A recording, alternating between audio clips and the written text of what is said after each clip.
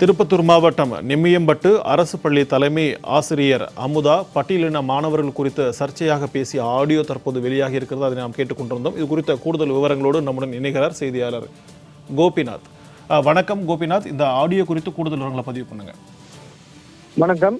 அதாவது திருப்பத்தூர் மாவட்டம் வாணியம்பாடி அடுத்த நெம்மியம்பட்டு அரசு மேல்நிலைப் பள்ளியில் பணியாற்றி வரும் பெண் தலைமை ஆசிரியர் அமுதா என்பவர் வேறு ஒரு ஆசிரியரிடம் செல்போனில் பேசிய போது கல்லூரி கனவு திட்டம் குறித்து தமிழக அரசை குற்றச்சாட்டியும் பள்ளி மேலாண்மை குழு என கூறிக்கொண்டு ஒரு குறிப்பிட்ட சமூகத்தை சேர்ந்தவர்கள் வந்து கேள்வி கேட்கும் போது அருவருப்பாகவும் உள்ளதாகவும் அரசு பள்ளிகளில் பள்ளி மேலாண்மை குழு என்பது தேவையா என பேசியுள்ளார்.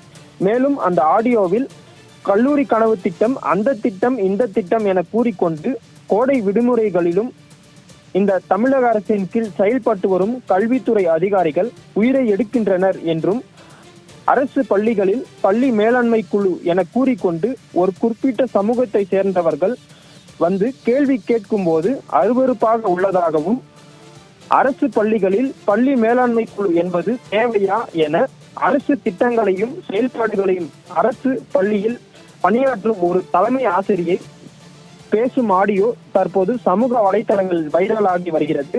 மேலும் தற்போது நடைபெற்று வரும் தமிழக அரசின் செயல்பாடுகள், தமிழக அரசின் கட்டுப்பாட்டில் இயங்கும் அரசு பள்ளி தலைமை ஆசிரியை தமிழக அரசு திட்டங்களை பற்றி பல்வேறு குற்றச்சாட்டுகளை முன்வைத்து பேசும்போது அரசு ஊழியர்கள் தற்போது நடைபெற்று வரும் தமிழக அரசு மீது ஏற்பட்டுள்ள வெறுப்புகளையும் வெளிப்படுத்தும் வகையில் உள்ளதாக பார்க்கப்படுகிறது.